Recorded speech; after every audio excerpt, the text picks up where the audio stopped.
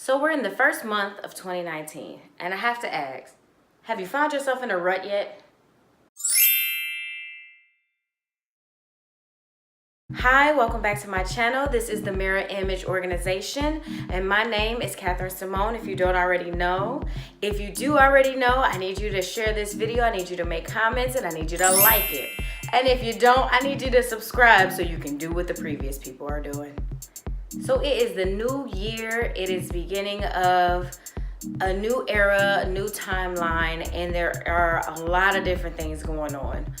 And yet I find that so many people around me have kind of already dug themselves in a rut. And what I've realized is there's about 3 different types of people right now in the beginning of this year. There are those people who feel defeated, like they didn't do enough last year. There are 2, those people who've made New Year's resolutions and they think that they're gonna magically create a whole new life in this year. And then there's the 3rd type, the type that goes back and forth between 1 and 2. The person who starts off feeling defeated and then they get a splash of motivation somewhere in the middle of the year and they feel like they gotta get this done and that done because it's 2019, and then they go right back to feeling defeated because it doesn't work the way they think it should. And that's how you get into these ruts. These moments where you don't know where you're going, what you're trying to do, how you're gonna do it. There's so many ideas and you know there needs to be a change, but you're not really sure how to execute it or what exactly you want the outcome to be. So you start doing drastic, big things that don't really equate to anything that you want in the long term. That's what I want to talk about today. Today I want to focus on 5 different things that you can do to help you kind of get out of your rut and to see yourself through this year.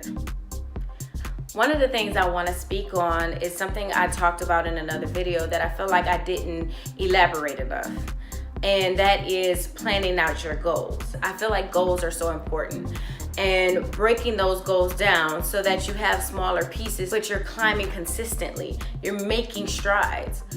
When I talk about breaking them down though, I didn't really go into the depths of what I mean. So when I say break it down, I mean the who, what, when, where, why, how, all of that. Why being your number one thing. Why do you want to do this thing? Why do you want to change this thing about you or about your life or about your job or about your relationship? You start off with the why. Why is this so important? Then you go into the how.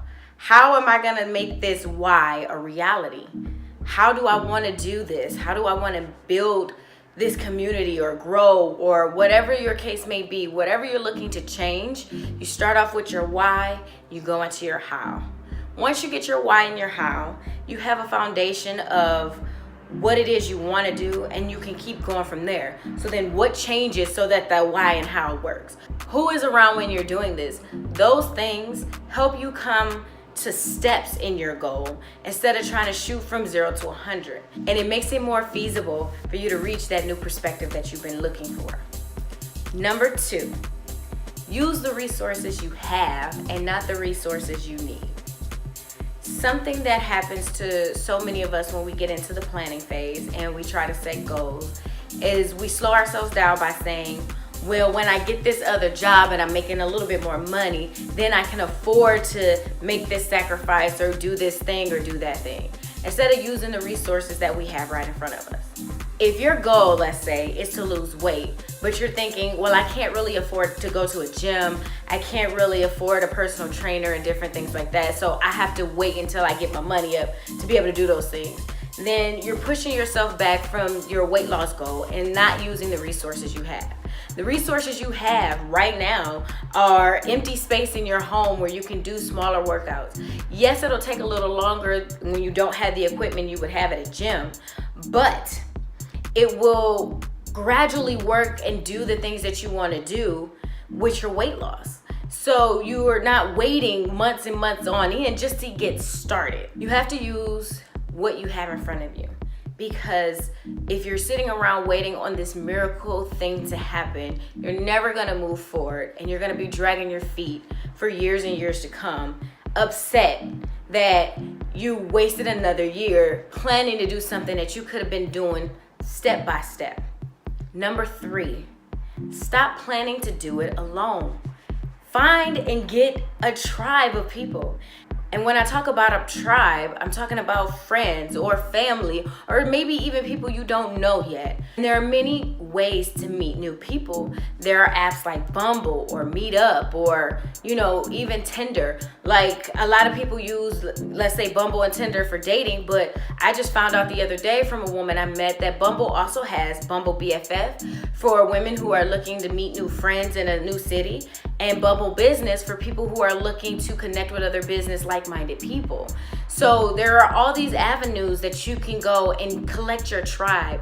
Go to events, networking events, or seminars, all these different things, and you meet these new people. Because if you think you're gonna accomplish your goals alone, you're sadly mistaken. Honestly, we work better as human beings with other human beings. That's why it's important to have a tribe, but that's why it's also important to know who your tribe is. Don't just have everybody in your circle, because not everybody can be trusted with your growth. You have to have people that are worth your time so that you can build a solid tribe. Number 4, include some type of spirituality, meditation, exercise, whatever, into your life, period. I struggled with this for a while when I was on a journey to trying to figure out this company, to try to figure out what I was going to do. And I found that when I started exercising, when I started meditating, doing yoga, just different things that worked different parts of my body, I could focus more.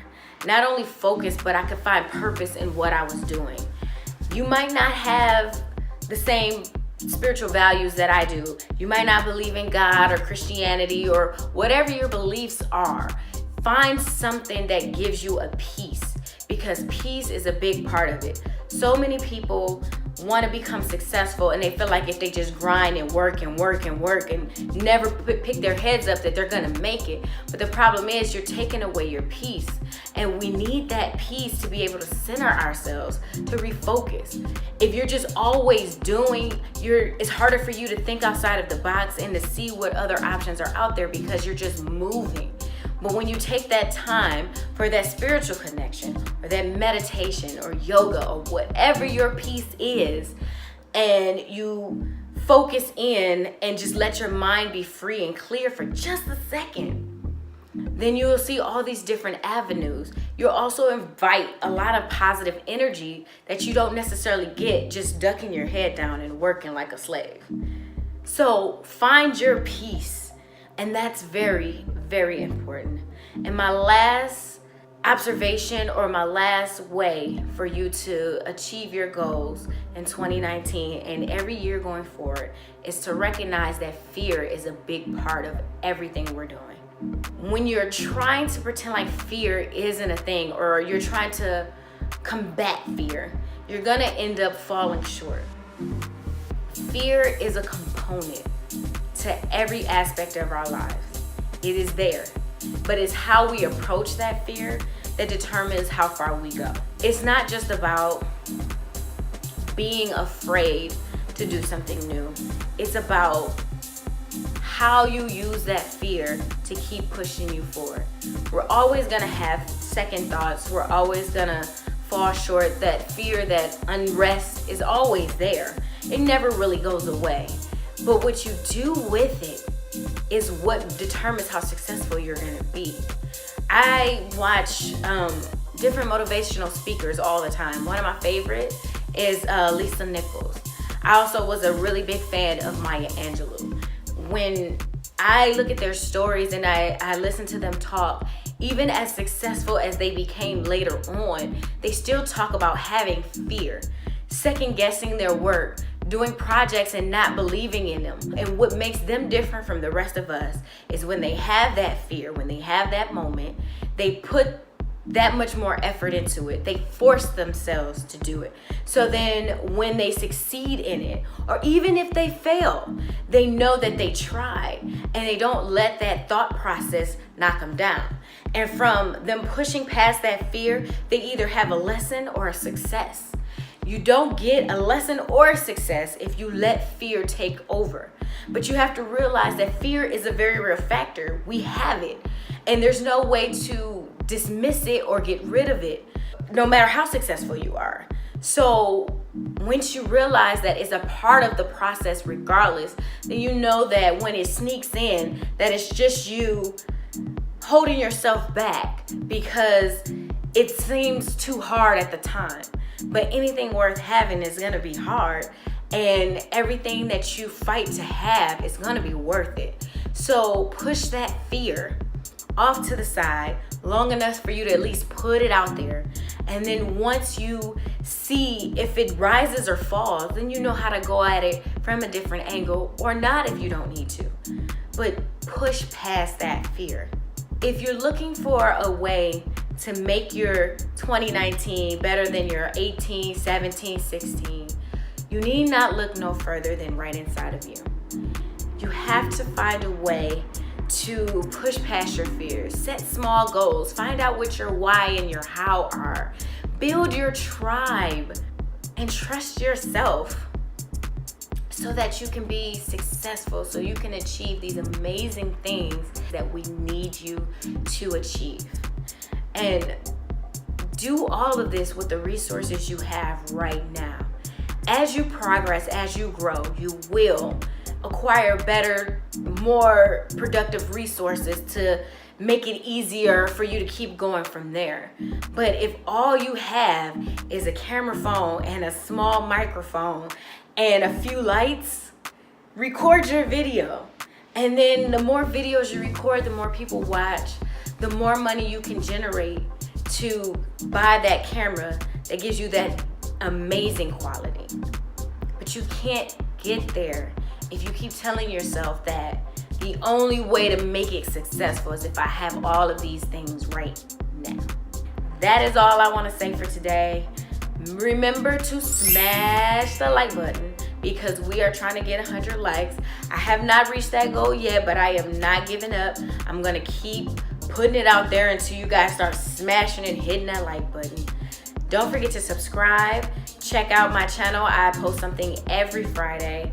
And let me know in the comments if you want me to talk about something specific, because I'm open to suggestions and ideas. This is not just me ranting. This is our channel, and I want us to find love and joy in it. So thank you again, and I will see you next week. Bye.